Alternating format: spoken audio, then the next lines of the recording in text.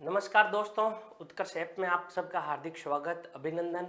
दोस्तों, हम शिक्षा मनोविज्ञान पढ़ रहे हैं। देश में किसी भी प्रकार की शिक्षक भर्ती हो, शिक्षक भर्ती के लिए जो भी एग्जाम होते हैं उन एग्जाम के लिए ये क्लास इम्पोर्टेंट है। शिक्षा मनोविज्ञान में आज हम एक नया टॉपिक आरंभ करते हैं जिसका नाम है मूल प्रवृत्ति, कोर टेंडेंसी। देखिएगा, जो मूल प्रवृत्ति होती है ये होती क्या है। मूल प्रवृत्ति से जुड़े हुए बहुत सारे प्रश्न होते हैं। मूल प्रवृत्ति, देखिएगा, मूल प्रवृत्ति या इस टॉपिक का हम नाम दे सकते हैं मूल प्रवृत्तियां। ये टॉपिक है क्या? मूल प्रवृत्तियां किसे कहते हैं, क्या इसकी परिभाषा होती है? बिल्कुल हम जीरो से पढ़ना आरंभ कर रहे हैं। मूल प्रवृत्तियां बहुत लंबा टॉपिक है। कई बार क्या होता है कि किसी टॉपिक के साथ में इसको सम्मिश्रण के रूप में पढ़ा देते हैं, लेकिन आज हम ऑनलाइन क्लास में बिल्कुल पर्सनल रूप से मूल प्रवृत्ति के बारे में अध्ययन करेंगे। तो देखिएगा दोस्तों, कुछ कार्य ऐसे होते हैं जिनको हम प्रशिक्षण के द्वारा सीखते हैं। जैसे देखिएगा, मैंने पढ़ाना सीखा, आपने पढ़ना सीखा, आप भी बीएड या बीएसटीसी धारी हो, आप भी भविष्य में पढ़ाओगे। इसका मतलब ये हमने कार्य जो है वो कार्य सीखा कैसे? प्रशिक्षण लिया इसके लिए हमने।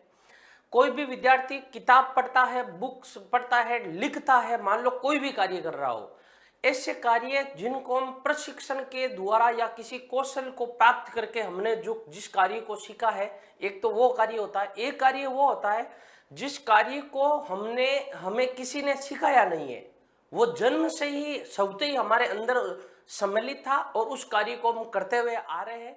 तो ऐसे कार्य जो जन्मजात होते हैं, देखिएगा, ऐसे कार्य जो जन्मजात होते हैं, ऐसा कार्य जिसको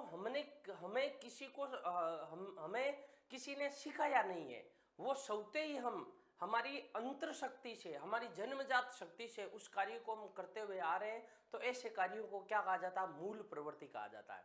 देखिएगा, इसमें दो शब्द है, एक तो है मूल और दूसरा है प्रवृत्ति। इस मूल का अर्थ होता है, यूं मान लीजिए जन्म, और प्रवृत्ति का अर्थ क्या होता है? कार्य।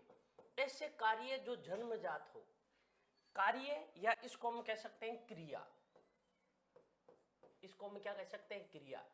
ऐसे कार्य या ऐसी क्रियाएं जो जन्मजात हो, उनको हम क्या कहते हैं? मूल प्रवृत्ति कहा जाता है।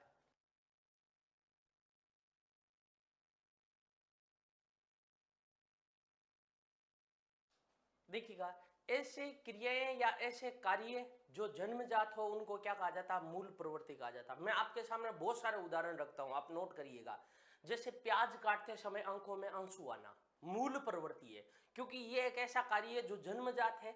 ये एक ऐसा कार्य है जिसका हमने प्रशिक्षण नहीं लिया है।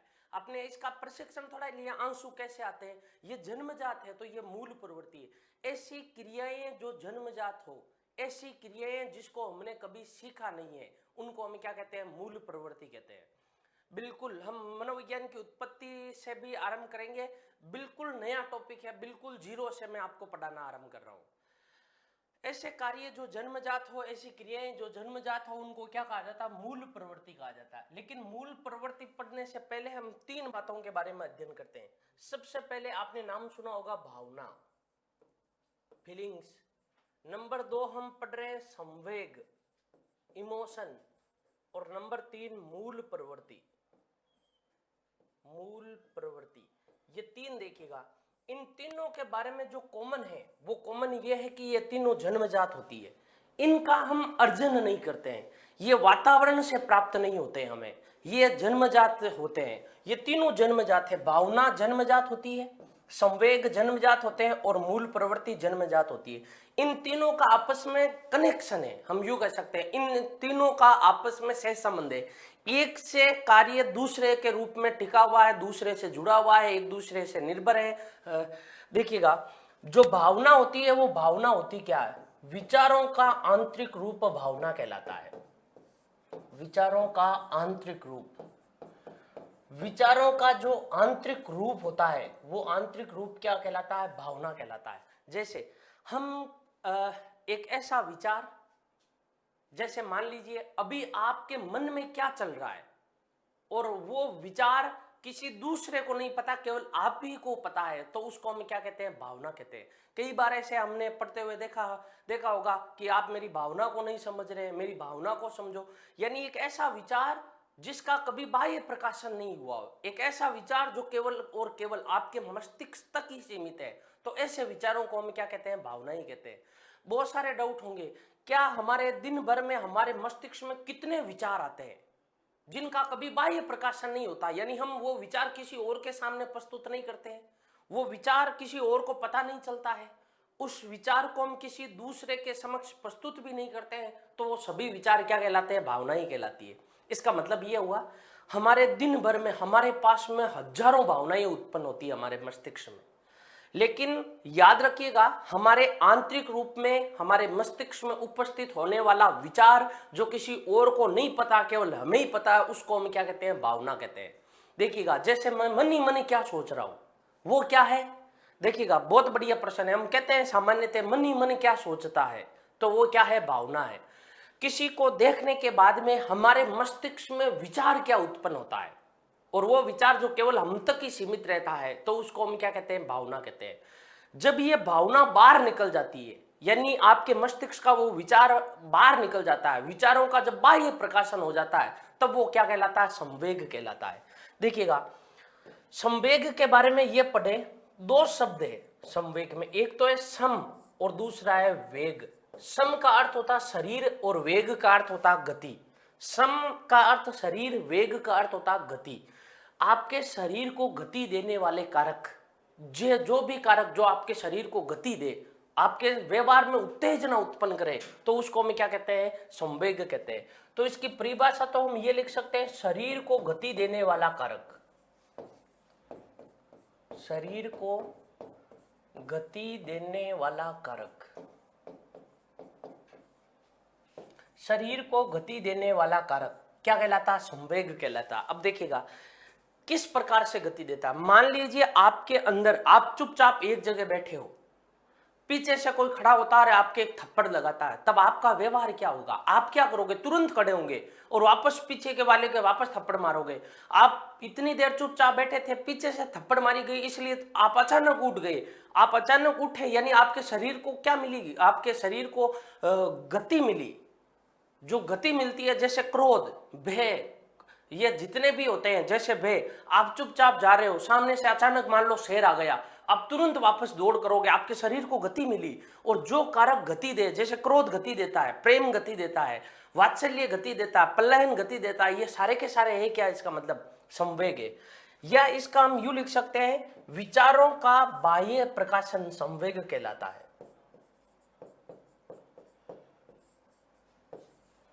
विचारों का बाह्य प्रकाशन,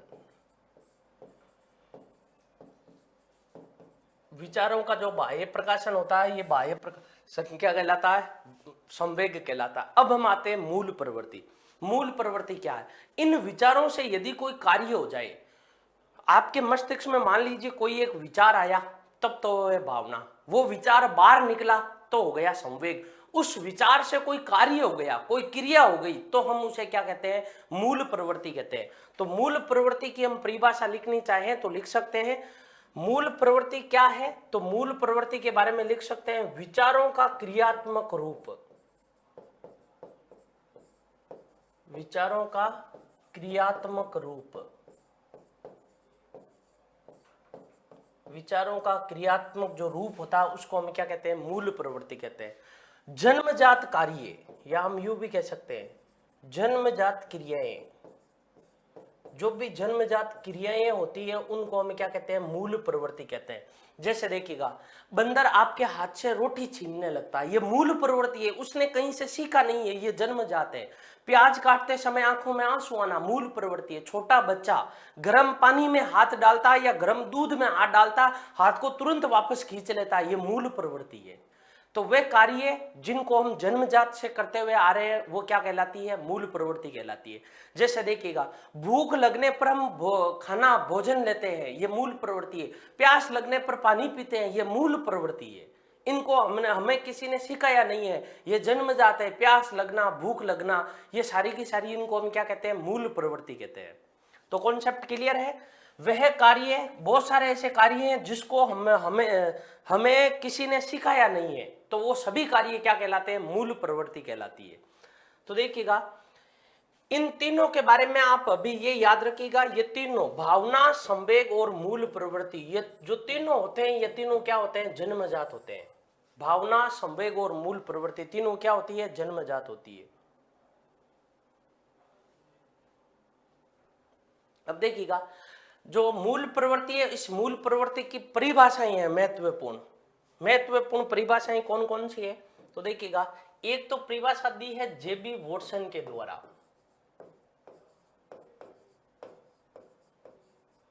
जेबी वॉटसन व्यवहारवाद के जनक, व्यवहार का विज्ञान का प्रतिपादक नाम क्या है? जेबी वॉटसन, जॉन ब्रोडस वॉटसन।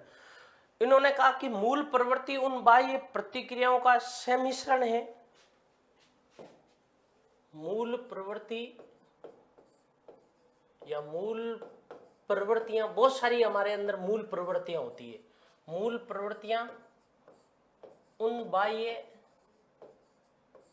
देखिएगा, हमारे पास में जो मूल प्रवृत्ति होती है वो एक नहीं होती है, अनेक होती है।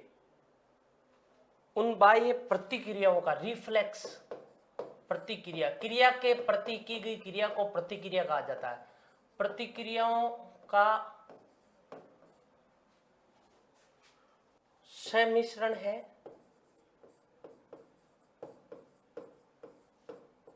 उन बाह्य प्रतिक्रियाओं का सम्मिश्रण है जो उचित उत्तेजना के प्रभाव से, जो उचित उत्तेजना के साथ में, जो सम्मिश्रण है जो उचित उत्तेजना के साथ में क्रमिक रूप से प्रकट होती है।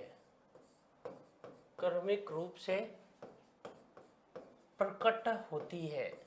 जितने भी ऑनलाइन विद्यार्थी देख रहे हैं, आप सारे के सारे साथ साथ में नोट्स बनाते हुए चलना है। बहुत सारे ऐसे आपके आएंगे, रीड के लिए इंपॉर्टेंट है, बहुत इंपॉर्टेंट है, और मैं आपको एक एक चीज पढ़ा रहा हूं, इसमें से पीछे कोई नहीं रहेगा। मान लो ये परिभाषा पूछ ले, ये परिभाषा किसकी है? तो याद रखना, ये परिभाषा है किसकी? वॉटसन की है। एक है टीपी नन के अनुसार, टीपी नन के अनुसार, मनोवैज्ञानिक है टीपी नन। देखिएगा, इन्होंने कहा कि जो मूल प्रवृत्तियां होती है वो जीवन इच्छा के अंग मात्र है। मूल प्रवृत्तियां या मूल प्रवृत्ति जीवन इच्छा के अंग मात्र है, अंग मात्र है। ये जो परिभाषा है, ये परिभाषा किसने दी? तो याद रखिएगा, ये टीपी नन ने दी। केवल इतनी सी परिभाषा है, मूल प्रवृत्ति जीवन इच्छा के अंग मात्र है। ये परिभाषा किसकी है? टीपी नन की है, याद रखिएगा। केवल और केवल एक ही छोटी सी परिभाषा है, किसकी? टीपी नन की। इसके अलावा एक परिभाषा है वैलेंटाइन के अनुसार, यह भी परिभाषा इंपॉर्टेंट है। वैलेंटाइन ने मूल प्रवृत्तियों की क्या परिभाषा दी? वैलेंटाइन के अनुसार, देखिएगा, वैलेंटाइन के अनुसार मूल प्रवृत्तियां वह स्वाभाविक आवेग है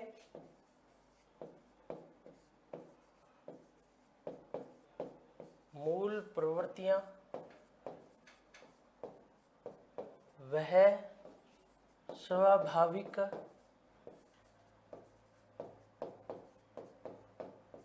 आवेग है। देखिएगा, आवेग का मतलब क्या होता है? गति। स्वाभाविक यानी जन्मजात, जो किसी जैविक उद्देश्य को पूरा करने के लिए, जो किसी जैविक उद्देश्य को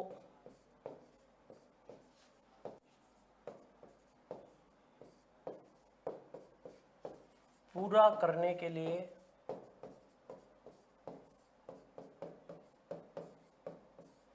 जैविक उद्देश्य को, कोई भी जैविक उद्देश्य होता है उसको पूरा करने के लिए विशेष तरीके से क्रियाशील बनाता है।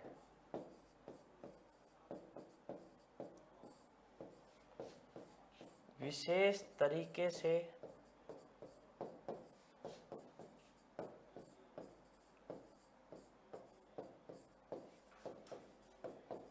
क्रियाशील बनाता है, तो उसको क्या कहा जाता है? मूल प्रवृत्ति। ये परिभाषा याद रखिएगा, किसने दी थी? वेलेंटाइन ने दी थी। 3 परिभाषाएं आपको याद रखनी है। जेबी वॉटसन के अनुसार परिभाषा क्या है मूल प्रवृत्ति की, टीपी नन के अनुसार मूल प्रवृत्ति की क्या परिभाषा है, और वेलेंटाइन के अनुसार मूल प्रवृत्ति की क्या परिभाषा है। देखिएगा, अलग अलग मनोवैज्ञानिकों ने मूल प्रवृत्ति की अलग अलग परिभाषाएं दी है। कुल मिला के हम जो मूल प्रवृत्ति की जितनी भी परिभाषाएं हैं उनका निष्कर्ष हम क्या निकाल सकते हैं? उपयुक्त मूल प्रवृत्ति की जितनी भी परिभाषाएं हैं उनका निष्कर्ष हम क्या निकाल सकते हैं? देखिएगा, मूल प्रवृत्ति की परिभाषाओं का निष्कर्ष, मूल प्रवृत्ति की परिभाषाओं का निष्कर्ष, परिभाषाओं का निष्कर्ष। देखिएगा, कुल मिला के हम निष्कर्ष क्या निकाल सकते हैं? मूल प्रवृत्तियां एक तो स्वाभाविक होती है और दूसरी जन्मजात होती है। 2 इंपॉर्टेंट है। नंबर 1, मूल प्रवृत्ति या जितनी भी प्रकार की मूल प्रवृत्तियां होती है, मूल प्रवृत्तियां स्वभावगत और जन्मजात होती है, जन्मजात होती है। एक पॉइंट इंपॉर्टेंट है, ये याद रखिएगा। उपयुक्त जितनी भी परिभाषा उनका निष्कर्ष ये है कि जो मूल प्रवृत्तियां होती है वो जन्मजात होती है। पहला कॉन्सेप्ट क्लियर। दूसरा है स्वभावगत होती है। स्वभावगत यानी सबके व्यवहार में उपस्थित होती है, यानी ये हमारे व्यवहार में उपस्थित होती है। स्वभावगत का मतलब हमारे व्यवहार में, यानी हमारे व्यवहार को निर्धारित कौन करती है? मूल प्रवृत्तियां। बहुत अच्छा प्रश्न है, कई बार पूछा जाता है, हमारे व्यवहार को निर्धारित करने में महत्वपूर्ण भूमिका किसकी होती है? अभिप्रेरणा की, अधिगम की, मूल प्रवृत्ति की या संवेग की? तो याद रखिएगा, मूल प्रवृत्ति की, यानी मानव व्यवहार को निर्धारित करना।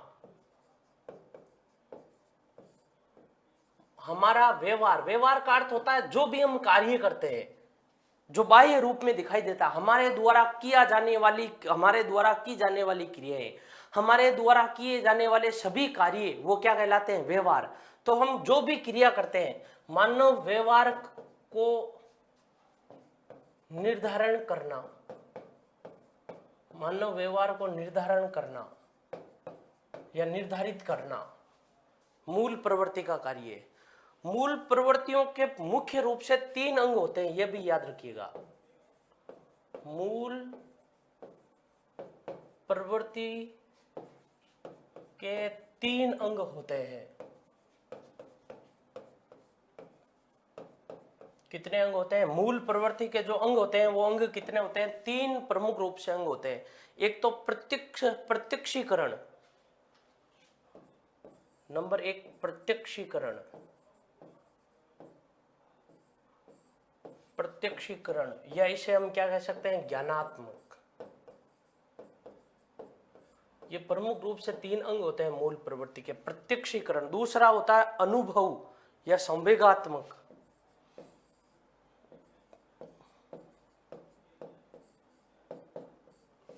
संवेगात्मक या अनुभव। और तीसरा होता है अधिगम। तीसरा जो होता है वो अधिगम या व्यवहार या क्रियात्मक।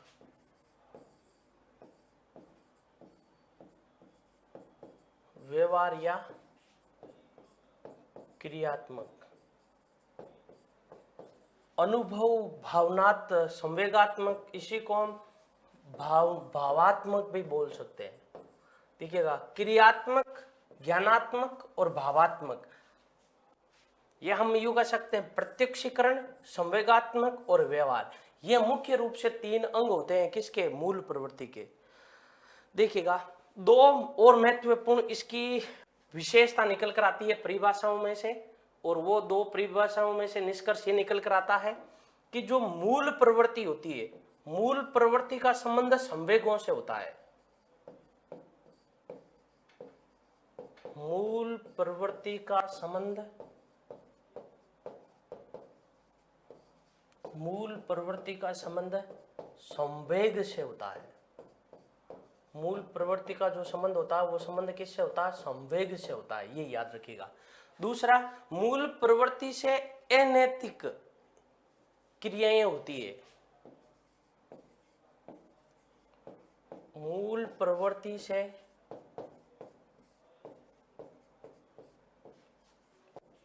अनैतिक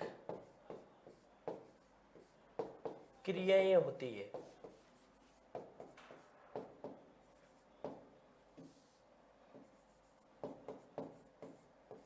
अनैतिक क्रियाएं होती है। जो अनैतिक क्रियाएं होती है, हम जो भी अनैतिक क्रियाएं करते हैं जिनका संबंध नैतिकता से नहीं होता है, उसका मतलब वो मूल प्रवृत्ति है। यूं मान लीजिए, हम हमारे द्वारा किया गया असामाजिक, देखिएगा, हमारे द्वारा किया गया असामाजिक व्यवहार, हमारे द्वारा किया गया अनैतिक व्यवहार, हमारे द्वारा किया गया जितना भी अनैच्छिक व्यवहार भी, बताओ क्या कहलाता है? मूल प्रवृत्ति कहलाता है। मूल प्रवृत्ति का संबंध संवेग होता है, यानी भावना, भावना से संवेग, और संवेग से जो उत्पन्न होती है उसको हम क्या कहते हैं? मूल प्रवृत्ति कहते हैं। मूल प्रवृत्ति के मुख्य रूप से 3 अंग होते हैं: प्रत्यक्षीकरण, अनुभव और व्यवहार। मानव व्यवहार का निर्धारण कौन करती है? मूल प्रवृत्ति करती है। बहुत इंपॉर्टेंट टॉपिक है, देखिएगा, ये बहुत इंपॉर्टेंट लाइन है। मानव व्यवहार को निर्धारित करने में महत्वपूर्ण भूमिका किसकी होती है? मूल प्रवृत्ति की होती है। मूल प्रवृत्तियां जो होती है वो स्वभावगत होती है, यानी हमारे व्यवहार में उपस्थित होती है, और साथ में ये मूल प्रवृत्तियां क्या होती है? जन्मजात होती है। तो याद रखिएगा, आप नोट्स जो बना रहे हो उनमें ये पॉइंट, एक एक पॉइंट आपके पहले तो समझा हुआ होना चाहिए, और इनका एक एक लाइन का कॉन्सेप्ट क्लियर होना चाहिए कि कौन सी लाइन आपकी समझ में आई है या कौन सी नहीं आई है।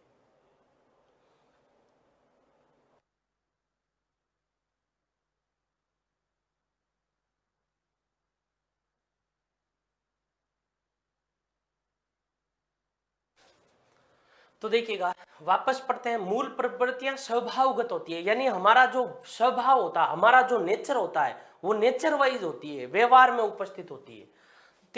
दूसरा जन्मजात होती है, ये तो कॉन्सेप्ट क्लियर है, हमारे व्यवहार को निर्धारित करती है मूल प्रवृत्तियां।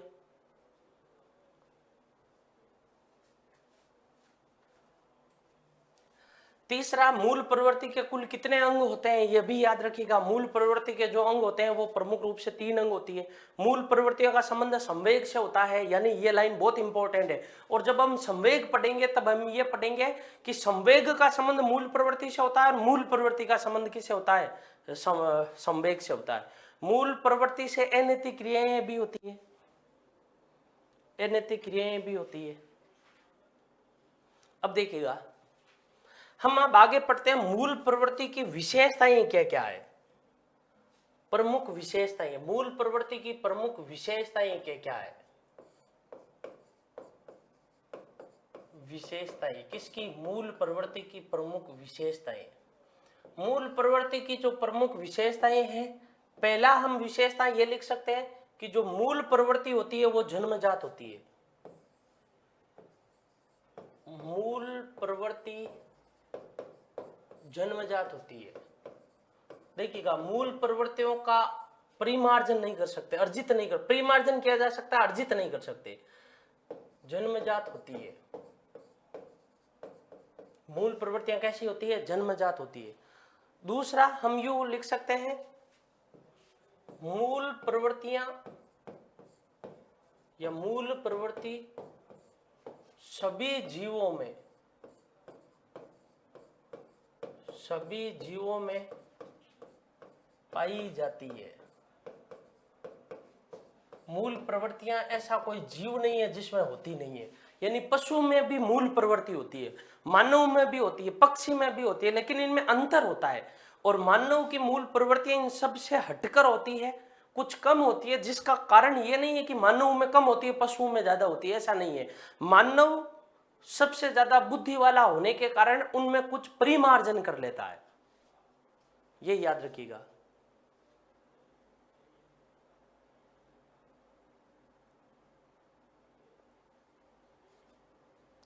Concept clear? देखिएगा, तीसरा हम जो लिख सकते हैं, मूल प्रवृत्तियां परिवर्तनशील होती है।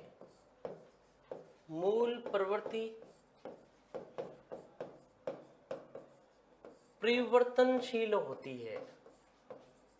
जो मूल प्रवृत्ति होती है वो कैसी होती है? परिवर्तनशील। यानी मूल प्रवृत्ति में हम क्या कर सकते हैं? परिवर्तन कर सकते हैं। किसी भी परिस्थिति के प्रतिक्रिया स्वरूप होती है। यानी जैसे जैसे परिस्थिति में परिवर्तन होता है वैसे वैसे मूल प्रवृत्तियों में भी परिवर्तन होता है। हम कौन सी परिस्थिति में रहते हैं? मान लीजिए हम भारत में रहते हैं, तो भारत में कहाँ रहते हैं? मान लीजिए जोधपुर में रहते हो, तो जोधपुर का वातावरण कैसा, उसके अनुसार आपकी मूल प्रवृत्ति होगी। वहीं आप चले जाते हो, मान लो किसी दूसरे राष्ट्र में, आप चले गए इंग्लैंड में और रह रहे हो लंदन में, तो वहां का वातावरण क्या होगा, उसके अकॉर्डिंग आपका व्यवहार होगा, उसके अकॉर्डिंग आपकी मूल प्रवृत्ति होगी। यानी हमारी जो जन्मजात क्रियाएं हैं वो जब बाहर निकलती है तो उसमें वातावरण की भी बहुत महत्वपूर्ण भूमिका होती है, क्योंकि जैसा वातावरण होता है उसी प्रकार की मूल प्रवृत्ति हमारा व्यवहार निर्धारित करता है। तब कहते हैं कि मूल प्रवृत्ति में क्या होती है? परिवर्तनशीलता होती है। मूल प्रवृत्ति में परिवर्तनशीलता पाई जाती है। देखिएगा, और मूल प्रवृत्ति से हमें पूर्व अनुभवों से लाभ प्राप्त होता है। मूल प्रवृत्ति से हमें पूर्व अनुभवों से लाभ प्राप्त होता है। पूर्व अनुभवों से लाभ प्राप्त होता है। देखिएगा, हमारे पीछे के जितने भी अनुभव होते हैं उनसे लाभ प्राप्त होता है। जैसे देखिएगा, मान लीजिए, हाँ, जैसे मूल प्रवृत्तियों के जो लाभदायक अनुभव हमें होते हैं, हम पुनः उसी व्यवहार को अपना व्यवहार बना लेते हैं, तथा जो अन्य अनुभव होते हैं उनमें किसी भी प्रकार की हानि नहीं हो उसको हम नहीं दोहराते हैं। जैसे देखिएगा, शेर के देखने मात्र से हम पलायन कर लेते हैं, उसी प्रकार से संग्रह से भी हम अनुभवों से लाभप्रद होने के फलस्वरूप करते हैं। नंबर 5, प्रत्येक मूल प्रवृत्ति के उद्देश्य होते हैं।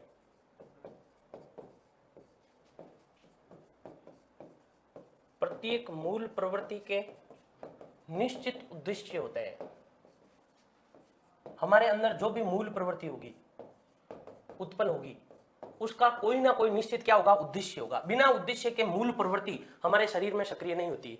जो भी हम मूल प्रवृत्ति करते हैं वो मान लीजिए उसके पीछे के पीछे क्या होते हैं? उद्देश्य होते हैं। मूल प्रवृत्ति मानव व्यवहार को प्रेरित करती है। मूल जो प्रवृत्ति होती है वो मानव व्यवहार को क्या करती है? प्रेरित करती है। बहुत इंपॉर्टेंट टॉपिक है, लाइन है ये। हमारे व्यवहार को प्रेरित करने में महत्वपूर्ण भूमिका किसकी होती है? तो याद रखिएगा, जो महत्वपूर्ण भूमिका होती है वो किसकी होती है? मूल प्रवृत्ति की होती है। नंबर 7, प्रत्येक मूल प्रवृत्ति के साथ संवेग जुड़ा हुआ होता है। प्रत्येक मूल प्रवृत्ति के साथ संवेग जुड़ा हुआ होता है। संवेग जुड़ा हुआ होता है। प्रत्येक जो मूल प्रवृत्ति होती है उसके साथ में क्या जुड़ा हुआ होता है? संवेग जुड़ा हुआ होता है। प्रत्येक मूल प्रवृत्ति, जैसे भय के साथ में जुड़ा हुआ जो है वो पलायन, भय संवेग हो गया, पलायन मूल प्रवृत्ति हो गई। तो प्रत्येक मूल प्रवृत्ति के साथ में क्या जुड़ा हुआ होता है? याद रखिएगा, संवेग जुड़ा हुआ होता है। देखिएगा, जन्म से मूल प्रवृत्ति, विशेषता नंबर 8, जन्म के समय मूल प्रवृत्ति कम विकसित होती है। देखिएगा, होती तो है लेकिन कम विकसित होती है। यानी समय के साथ साथ में धीरे धीरे जो जो हमारी आयु बढ़ती जाती है त्यों त्यों मूल प्रवृत्तियों का क्या होता जाता है? विकास होता जाता है। मूल प्रवृत्ति के बारे में हम यह भी लिख सकते हैं, मूल प्रवृत्ति जो होती है उसमें अभ्यास की आवश्यकता नहीं होती है। मूल प्रवृत्ति अभ्यास की आवश्यकता नहीं होती है। विशेषता नंबर 9 लिख सकते हैं। विशेषता नंबर 9, मूल प्रवृत्ति में अभ्यास की आवश्यकता नहीं होती है। अभ्यास की आवश्यकता नहीं होती है। जो मूल प्रवृत्ति होती है, इस मूल प्रवृत्ति में अभ्यास की आवश्यकता नहीं है। और एक लाइन जो बहुत इंपॉर्टेंट है, याद रखिएगा, जो मूल प्रवृत्ति होती है, उस मूल प्रवृत्ति के बारे में यह कहा जाता है कि मूल प्रवृत्ति एक समय में एक ही प्रकट होती है, कभी भी साथ साथ मूल प्रवृत्तियां प्रकट नहीं होती है। यानी एक समय में एक से अधिक मूल प्रवृत्तियां कभी विकसित नहीं होती है, यानी मूल प्रवृत्तियां एक ही साथ प्रकट नहीं होती है। देखिएगा, मूल प्रवृत्तियां एक ही साथ प्रकट नहीं होती है। 10 नंबर विशेष था, मूल प्रवृत्तियां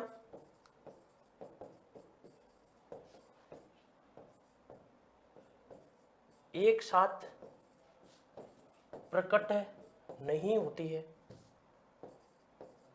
ये याद रखिएगा, मैंने नहीं लिखा नहीं होती है। मान लीजिए आपके अंदर भय नामक संवेग उत्पन्न हुआ, तो पलायन करोगे, उस समय क्रोध नहीं आएगा आपको, एक समय में एक ही मूल प्रवृत्ति विकसित होगी।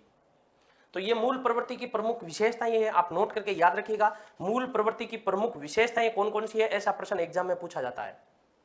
अब देखिएगा, जो आपने अब तक नहीं पढ़ा है मूल प्रवृत्तियों के बारे में, कि मूल प्रवृत्तियां कितने प्रकार की होती है, तो आप में से कमेंट करके बताओ मूल प्रवृत्तियां कितने प्रकार की होती है।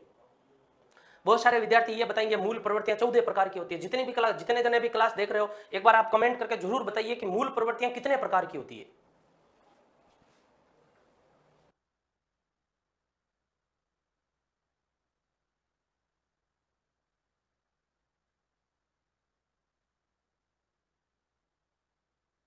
देखिएगा राजेंद्र जी, ये टॉपिक बिल्कुल डिटेल में है, ये अभी तक समाप्त नहीं हुआ है। देखिएगा, बिल्कुल महेंद्र जी बता रहे हैं 14 प्रकार की, उषा विस्मय बता रहे हैं 2 प्रकार की होती है, भूर सिंह मीना बता रहे हैं 3 प्रकार की होती है मूल प्रवृत्तियां, विनोद जी बता रहे हैं 2 प्रकार की होती है, माधुरी शर्मा 14 प्रकार की होती है, मनोज जी 2 प्रकार से बता रहे हैं, बहुत सारे। या तो आपका जो आंसर आ रहा है या तो 2 आ रहा है या 14 आ रहा है। अब 2 क्यों आ रहा है? 2 आ रहा है शायद मेरे हिसाब से सिगमंड फ्राइड के अनुसार, क्योंकि सिगमंड फ्राइड ने 2 प्रकार की मूल प्रवृत्तियां बताई, 14 प्रकार की। देखिएगा, बिल्कुल 2 प्रकार की। अच्छा, ये जन्मजात और अर्जित नहीं, ऐसे तो किसी ने नहीं बताई, अर्जित होती नहीं है मूल प्रवृत्तियां, अर्जित तो होती नहीं है, तो अर्जित कैसे हो सकती है?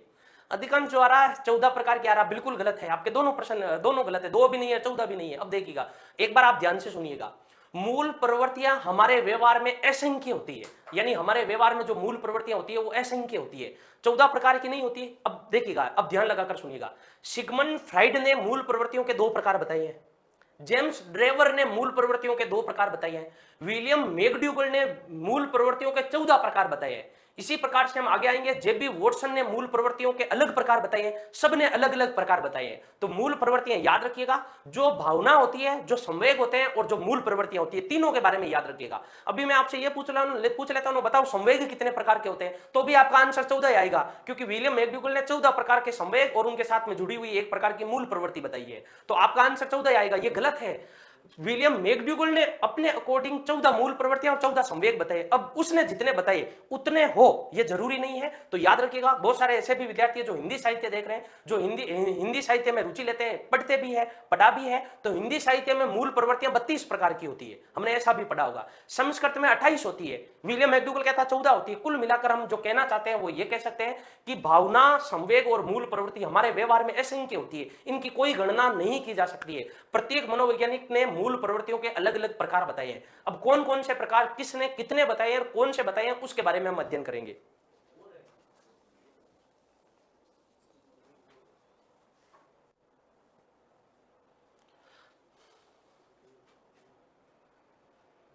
देखिएगा, अब हम पढ़ते हैं मूल प्रवृत्तियों के प्रकार। याद रखिएगा, यदि आपसे पूछे मूल प्रवृत्तियों के कितने प्रकार होते हैं, तो मूल प्रवृत्तियों के असंख्य प्रकार होते हैं। मूल प्रवृत्तियों के प्रकार असंख्य कैसे है? बहुत सारे मूल प्रवृत्तियां होती है हमारे व्यवहार में। अब अलग अलग मनोवैज्ञानिकों ने अपने अपने अनुसार मूल प्रवृत्तियों के अलग अलग प्रकार बताए। अब आपको डायरेक्ट यदि किसी नाम विशेष से पूछ ले कि बताओ विलियम मैकडूगल के अनुसार कितनी होती है, तब आपको 14 बतानी है।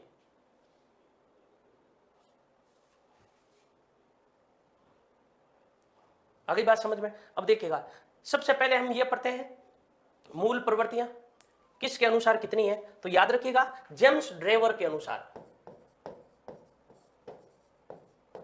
जेम्स ड्रेवर के अनुसार, जो जेम्स ड्रेवर है उसके अनुसार मूल प्रवृत्तियां कितने प्रकार की होती है। जो जेम्स ड्रेवर है उनके अनुसार जो मूल प्रवृत्तियां होती है वो 2 प्रकार की होती है, रुचियात्मक और प्रतिक्रियात्मक। देखिएगा क्वेश्चन कैसे आएगा, डायरेक्ट आएगा। जेम्स ड्रेवर के अनुसार मूल प्रवृत्ति कितने प्रकार की होती है? रुचियात्मक मूल प्रवृत्ति, और नंबर 2 होती है प्रतिक्रियात्मक मूल प्रवृत्ति। प्रतिक्रियात्मक मूल प्रवृत्ति, ये जो मूल प्रवृत्ति बताई है, ये मूल प्रवृत्ति किसने बताई है? जेम्स ड्रेवर ने बताई है। आज से पहले आपने किसी ने पढ़ा नहीं होगा। एक बार टेक्निकल टीम जितने भी कमेंट आ रहे हैं उनको देखकर उनकी समस्या का समाधान करें। कमेंट प्रॉब्लम, इन जितने भी कमेंट डाल रहे हैं, कईयों के मोबाइल नंबर शो हो रहे हैं कमेंट बॉक्स में, और कईयों के कमेंट बॉक्स डालकर भी वो डालना नहीं चाह रहे हैं। देखिएगा जेम्स ड्रेवर के अनुसार जो मूल प्रवृत्ति होती है वो कितने प्रकार की होती है? तो 2 प्रकार की होती है। एक है कल पैट्रिक, जो कल पैट्रिक है उसके अनुसार मूल प्रवृत्तियां 5 प्रकार की होती है। कर्क पैट्रिक, देखिएगा कर्क पैट्रिक के अनुसार, देखिएगा कर्क जो पैट्रिक थे उन्होंने आत्मरक्षा की शक्ति नंबर एक जो मूल प्रवृत्ति बताई उसका नाम है आत्मरक्षा की शक्ति।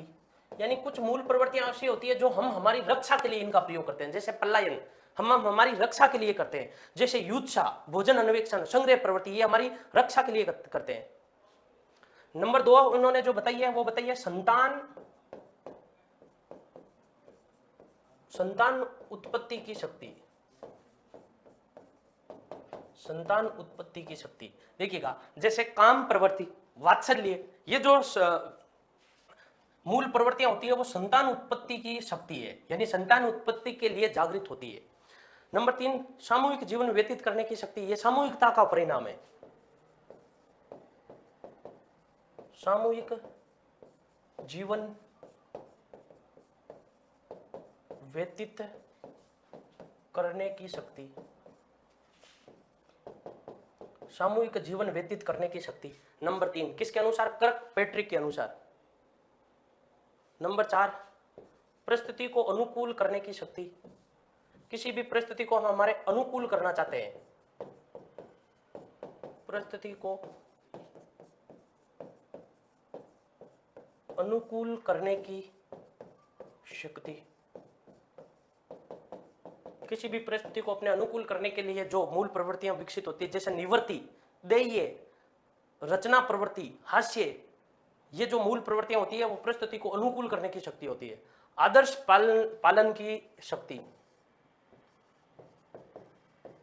आदर्श पालन की शक्ति, यानी कर्क पैट्रिक ने ये बताया कि हमारे व्यवहार में, देखिएगा राजेश सुतार, पहले मूल प्रवृत्ति उत्पन्न होती है या पहले संवेग होता है व्यवहार में? पहले भावना से संवेग और संवेग से मूल प्रवृत्ति। ये किल पैट्रिक नहीं है, देखिएगा किल पैट्रिक अलग है। किल पैट्रिक ने किशोर अवस्था के बारे में क्या कहा था? किशोर अवस्था जीवन का सबसे कठिन काल है। किल पैट्रिक की परिभाषा पढ़ी होगी किशोर अवस्था के संदर्भ में, वो किल पैट्रिक अलग है, ये कर्क पैट्रिक है, ये अलग है बिल्कुल। ये फर्स्ट लेवल और सेकंड लेवल दोनों के लिए उपयोगी है।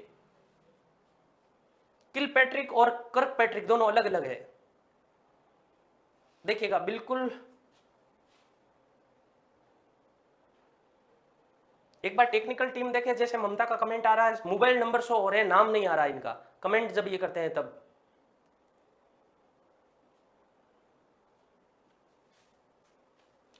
देखिएगा जेम्स ड्रेवर के अनुसार मूल प्रवृत्ति कितने प्रकार की? 2 प्रकार की। कर्क पैट्रिक, किल पैट्रिक नहीं है, ये कर्क पैट्रिक है, ये अलग है। इनके अनुसार जो मूल प्रवृत्ति होती है वो कितने प्रकार की?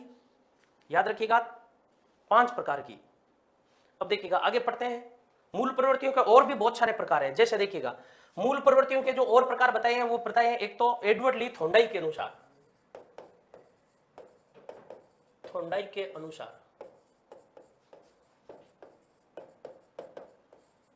थोंडाइक ने 2 प्रकार की बताई। नंबर 1 व्यक्तिगत मूल प्रवृत्ति,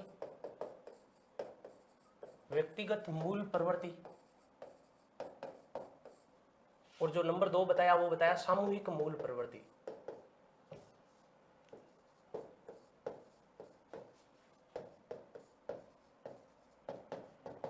व्यक्तिगत मूल प्रवृत्ति और जो नंबर 2 है उसका नाम क्या है? सामूहिक मूल प्रवृत्ति।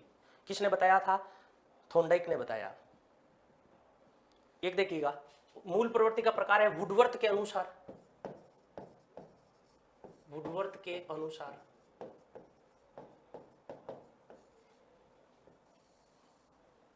वुडवर्थ के अनुसार जो मूल प्रवृत्ति होती है वो शरीर से संबंधित या शरीर रक्षा से संबंधित, अन्य व्यक्तियों से संबंधित और खेल संबंधित 3 प्रकार की होती है। बिल्कुल फर्स्ट लेवल और सेकंड लेवल दोनों के लिए ये इंपॉर्टेंट है। शरीर रक्षा संबंधी, शरीर रक्षा संबंधी, अन्य व्यक्तियों से संबंधी,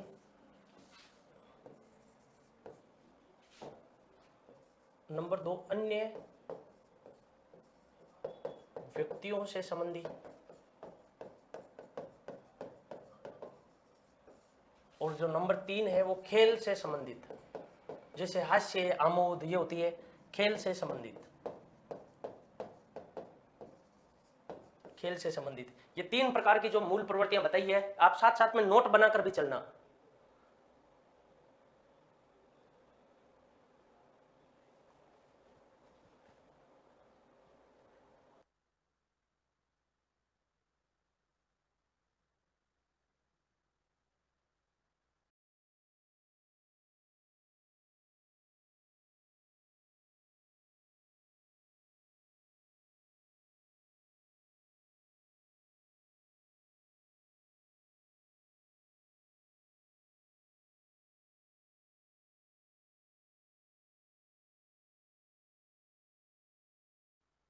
देखिएगा, अगला है टेंसले के अनुसार। किसके अनुसार? टेंसले के अनुसार मूल प्रवृत्तियों के 3 प्रकार बताए हैं।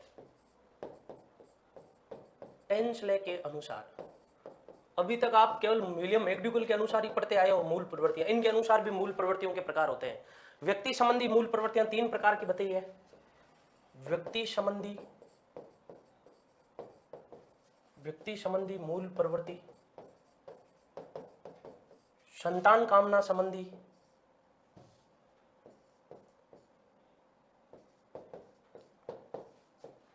संतान कामना संबंधी मूल प्रवृत्ति कितने प्रकार की बताई है? तो 3 प्रकार की बताई है। एक सामाजिक मूल प्रवृत्तियां, सामाजिक मूल प्रवृत्तियां। टेंसले ने मूल प्रवृत्तियों के कितने प्रकार बताए हैं? तो याद रखिएगा 3 प्रकार बताए हैं। वुडवर्थ ने कितने बताए हैं? 3। थॉर्नडाइक ने कितने बताए हैं? 2। ये मूल प्रवृत्तियां सबके अनुसार अलग अलग है। हाँ जी विश्वेंद्र जी बताओ।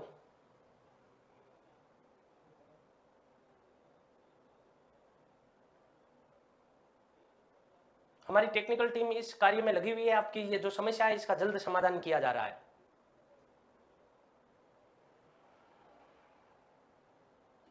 देखिएगा, संवेग के प्रकार, संवेग के प्रकार हम संवेगों में पढ़ेंगे। अब अगला जो प्रकार है वो है विलियम मैकडूगल के अनुसार। किसके अनुसार? विलियम मैकडूगल के अनुसार। विलियम मैकडूगल ने अपनी जो पुस्तक है इस पुस्तक में बताया था। विलियम मैकडूगल की पुस्तक है आउटलाइन ऑफ साइकोलॉजी।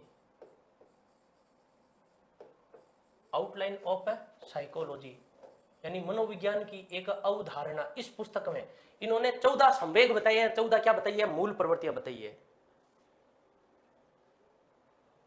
14 मूल प्रवृत्तियां और 14 क्या बताए हैं? संवेग बताए हैं। तो एक तरफ मैं लिख रहा हूं मूल प्रवृत्तियां और दूसरी तरफ लिख रहा हूं संवेग। मूल प्रवृत्तियां 14 संवेग बताइए और 14 क्या बताइए? मूल प्रवृत्तियां बताइए। तो याद रखिएगा 14 संवेग और 14 मूल प्रवृत्तियां किसने बताई है? विलियम मैकडूगल ने बताई है। जैसे जिज्ञासा, नंबर 1 जिज्ञासा। जिज्ञासा, जिज्ञासा के साथ में जो संवेग जुड़ा हुआ उसका नाम है आश्चर्य। किसी भी विषय वस्तु को जानने की हद से अधिक, संप्रत्य से अधिक जो जानने की इच्छा होती है उसको हम क्या कहते हैं? जिज्ञासा। ये तभी उत्पन्न होती है जब हमें किसी वस्तु को देखने के बाद में क्या होता है? आश्चर्य उत्पन्न होता है। भोजन की तलाश या भोजन अन्वेषण, भोजन अन्वेषण या भोजन की तलाश। अब देखिएगा, भोजन की तलाश हम तभी करते हैं जब हमें क्या लगती है? भूख। अभी सीताराम नामक एक विद्यार्थी ने एक बहुत बढ़िया प्रश्न पूछा कि सर संवेग पहले उत्पन्न होता है या मूल प्रवृत्ति पहले उत्पन्न होती है? तो पहले संवेग होते हैं, पहले भूख लगेगी तभी तो हम क्या करेंगे? भोजन की तलाश करेंगे।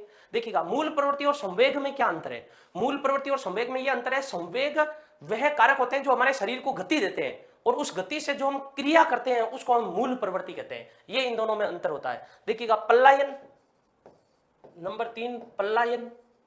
और पलायन जो हम करते हैं वो क्यों करते हैं? भय। जब हमें डर लगता है तब हम भागने की कोशिश करते हैं, दौड़ने की कोशिश करते हैं।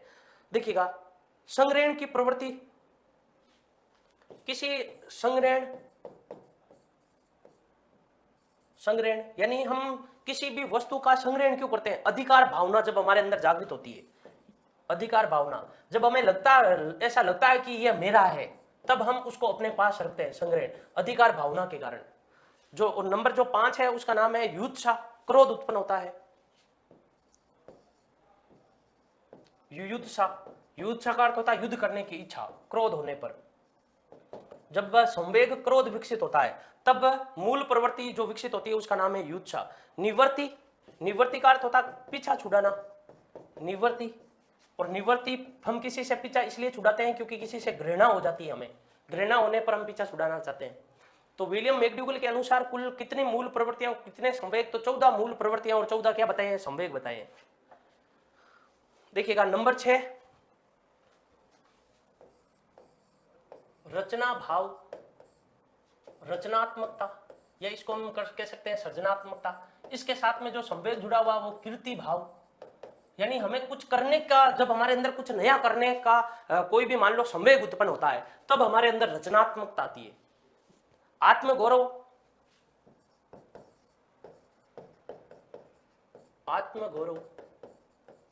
जो आत्मगौरव होता है, यानी हम यूं कह सकते हैं आत्मगौरव, आत्म अभिमान।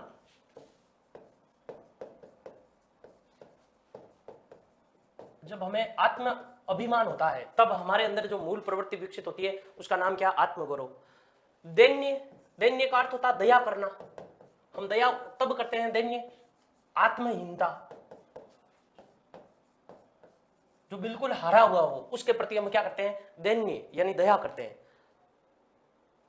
संतान कामना, वात्सल्य, संतान कामना, वात्सल्य। वात्सल्य एक प्रकार का क्या है? संवेग। वात्सल्य संवेग से मूल प्रवृत्ति संतान कामना। काम प्रवृत्ति, कामुकता, काम प्रवृत्ति कामुकता। शरणागति, दुख। किसी को हम शरण में आए हुए व्यक्ति को क्या देते हैं? गति, शरणागति। जब दुख होता है हमें तब हम किसी को अपने शरण में गति देते हैं, यानी शरणागति, शरण देते हैं। सामूहिकता, एकांकीपन। हम समूह के रूप में क्यों रहना चाहते हैं? क्योंकि हमारे अंदर क्या आ जाता है? एकांकीपन। एकांकीपन, हम अकेला महसूस करते हैं, तब हमें चाहता है कि हमारे पास में क्या हो? सामूहिकता हो। हास्य का अर्थ होता है हंसने से प्राप्त होने वाला जो होता है वह, उसे हम क्या कहते हैं? हास्य। आमोद। कितनी हो गई मूल प्रवृत्तियां? देखिएगा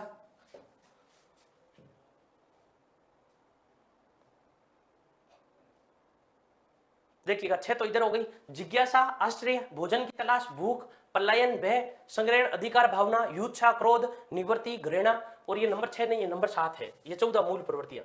7 रचनात्मकता, कृति भाव, आत्मगौरव, आत्म अभिमान। 9 दैन्य, दया। 10 संतान कामना, वात्सल्य। 11 काम प्रवृत्ति, कामुकता। 12 शरणागति, दुख। और 13 सामूहिकता, एकांकीपन। और जो नंबर 14 उसका नाम क्या है? हास्य। हास्य का अर्थ क्या होता है? हंसने से प्राप्त होने वाला जो सुख होता है उसे हम क्या कहते हैं? हास्य कहते हैं। याद रखिएगा, हंसने से प्राप्त होने वाला सुख क्या कहलाता है? हास्य कहलाता है।